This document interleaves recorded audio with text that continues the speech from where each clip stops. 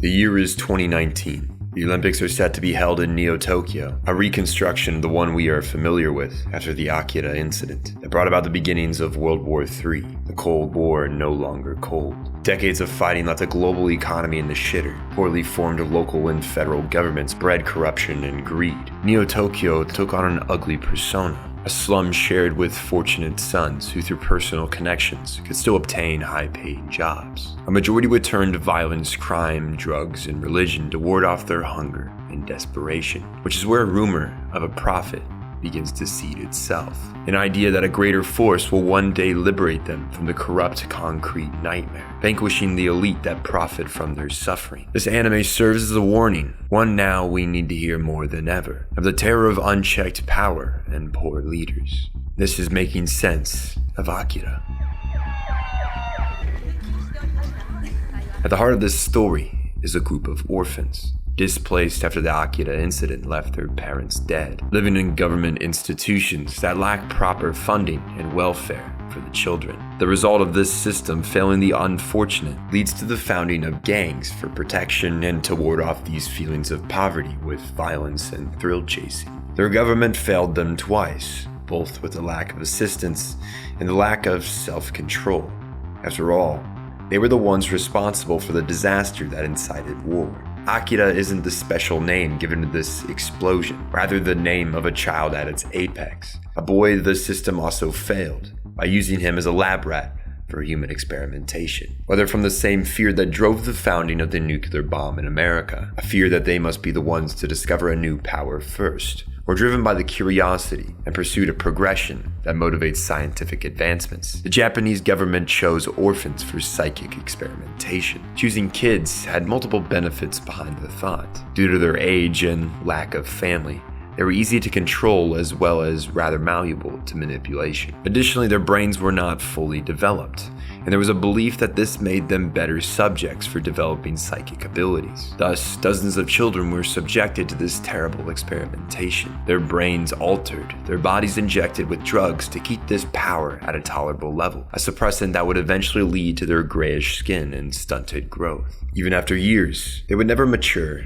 nor experience puberty. Our focus falls onto the subjects 25 through 28, a group of children that suffered alongside one another. Kai, Chiyoko, Masaru, and finally Akira. Each showed great promise in their abilities, the government assuming they were on the proper path towards creating weaponized humans. But whether from a bad test or by his own will, Akira's ability surpassed the limits of his vessel, his power leaking into the space around him, all-consuming like the chain reaction at the heart of the atom bomb. He released enough energy to create a universe, before it all once more dispersed throughout the atmosphere, spreading the being known as Akira far and wide. Bits of his body of flesh were left behind, but more than just his body, a message to the world lingered. Something had happened in Tokyo, and the fear of who would be next to face destruction, on top of the already high tensions of the US-Russia Cold War, led to the Third World War igniting. One would assume this would mark the end of the psychic experimentation in Japan, but it's obvious that even 30 years later, they continued their research, hiding it from the public eye. They let the world believe that Tokyo was destroyed in a nuclear attack, rather than coming out to say they'd been performing human experimentation to develop psychic beings. They let innocents die for their mistakes, and now the voice of Akira beckons to the people, sharing his name and his fate. The boy becomes an unseen, almighty figure of hope and change. They may have never disclosed the name of Subject 28 to the public, but his identity becomes a symbol, regardless, for a new dawn. The cult of Akira awaits his rebirth. The tax reforms put into place by the Prime Minister are what has pushed the already primed Neo-Tokyo to be blown over the edge. The burden of taxation unjustly fell to a higher rate on the lower class, and a lower one for the richest and most wealthy. Something that all too oddly is the same predicament faced with the budding Second Gilded Age here in America. This led to students, workers, and the like protesting against the changes, protests that were met with violence, that bred more violence. The government doesn't even try to hide their corruption, knowing that they cannot be removed from power.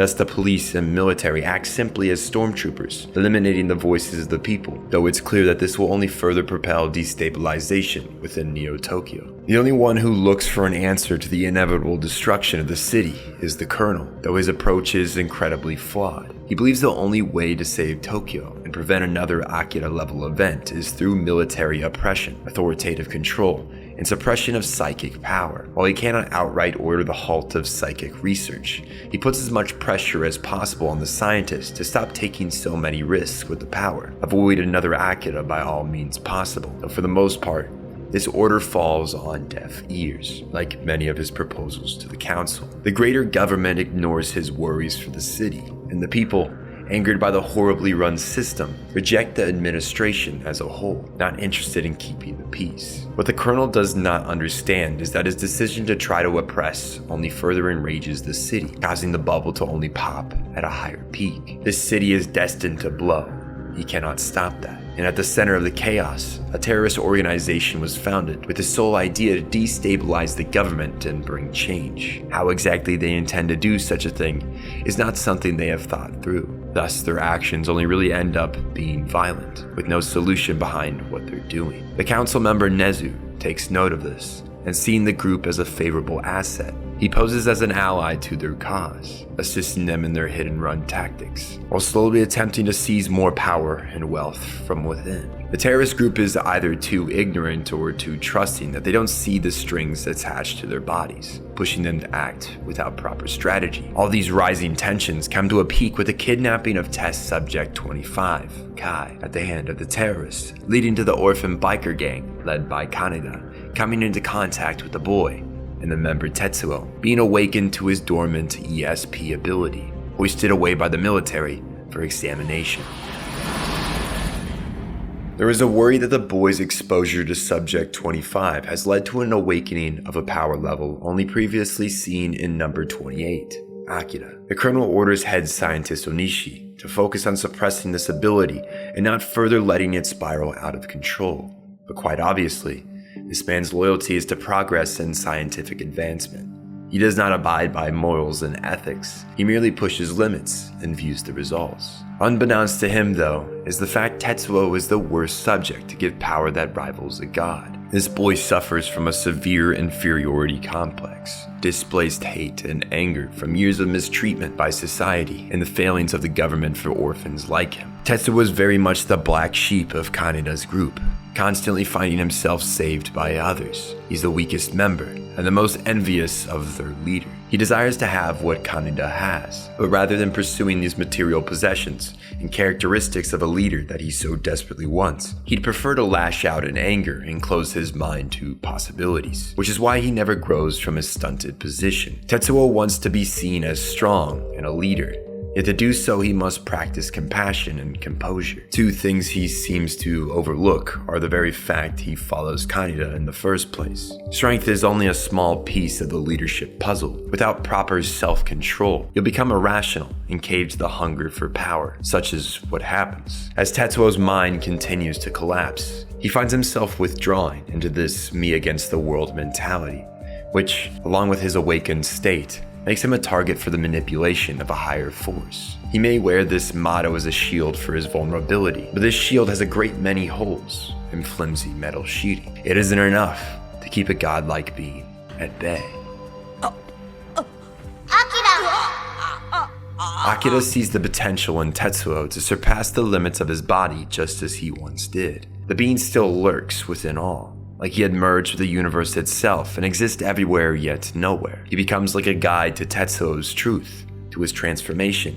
Though to Tetsuo, Akira simply marks a being he must best to be seen as the strongest there is. He becomes obsessed with the idea of locating him, though that energy would be best placed somewhere else. Akira will be sure they one day meet. But for now, Tetsuo has not fully realized his power. It takes the failed attempt to scare him into submission by the psychic trio for the ball of twine that is his mind to begin to unwind. They had hoped through fear tactics to subdue Tetsuo and show him the danger of the psychic power, which he would then hopefully be cautious of using. But given Tetsuo's background and mental state, this little scheme only angers and advances the boy's descent into madness. They have poked a bear who now looks to locate and kill them out of spite. They were warned that if someone older was given their power, they would likely use it for self-gain. Unlike the children, Tetsuo has been alive long enough to develop a hardened personal identity. He cannot be conditioned like the children to be passive and compliant. He has rebelled against systems of order and structure for too long. All he knows is how to disrupt and defile. The result is violence, bloodshed, and death, as he kills all that intend to get in his way. Tetsuo gets the information for Akira's location near the Olympic Center, and departs to confront the power, said to be greater than any to mankind's knowledge. His obsession with superiority knows no bounds. Tetsuo's rampage marks a culmination within himself. The desire to regain control over his life after being experimented on, being undermined within his gang, and being failed by the system that was intended to help raise him, all result in the rampage that ensues. His insecurities lead him to kill. His emotional turmoil pushes him away from others and from himself. He begins to assign himself an identity of a higher being, donning a cape like some flawed emperor about to seize his new kingdom. Yet all he brings to the table is destruction paralleling the Akira incident. He does all this in an effort to liberate himself of weakness, become free. But despite his overwhelming power, he is not free. His rampage ultimately becomes a tragic irony, as his desire for freedom and control will only bring his own destruction. Regardless, his actions mean something bigger than he likely intended. The people see this boy and his abilities as the second coming of Akira, marking the promised day when Neo-Tokyo's iron-fisted rule will be broken and the people of the city will be liberated. Civil unrest ensues as a mob forms behind the boy, reinforcing his march forward, whether it be killing one of their gang members or slaughtering the military forces. Violence becomes something to be desired from the populace, rather than something wished to be avoided. Humans as a species seem to crave violence at times of great stress to release the pent-up feelings of aggression and frustration, which become further amplified when a gathering of people like-mindedly reinforce your desire for blood. You begin to dehumanize your opposition. In this case, both the military and citizens are guilty of this, and in doing so, you justify your use of killing, whether subconscious or conscious, to protect and salvage what you can. Be it fear of the chaos, fear of the uncertainty. Killing what you see as the reason for your anxiety can bring momentary relief, a feeling that you have control over a world you control very little about. It's an innate desire to feel like you have agency over your own life, when the reality is, even the people we believe to be the most free are slaves to something, be it ideals like the Colonel, the retribution sought by the citizens, or the pursuit of strength in Tetsuo. The cycle has begun, and will not cease until one side lies defeated. Kaneda begins to recognize this, a stark transition from the uncaring boy who paid little mind to the emotions and mindsets of others. He's begun to realize he holds a sense of responsibility for letting Tetsuo spiral out of control like this. If he had paid him more mind, helped the boy not feel so alone, maybe things could have been different, but given his friend has killed one of their own, he cannot let his onslaught continue. Kaneda believes he should be the one to put down Tetsuo. It's his brother who made this mess. He has a duty to clean it, though it seems this war has spiraled out of control. The nature of this story has a deep-rooted theme of rebirth. Not everything that rises from the ashes is better than what perished. Evolution does not always bring favor. The wonders of Tokyo were corrupted when reborn as Neo-Tokyo, just as Tetsuo's insecure, weak-minded self, now something that feels lost so long ago, was a better person than the unhinged, self-proclaimed god that attempts to wake the one known as Akira. Destruction makes way for renewal.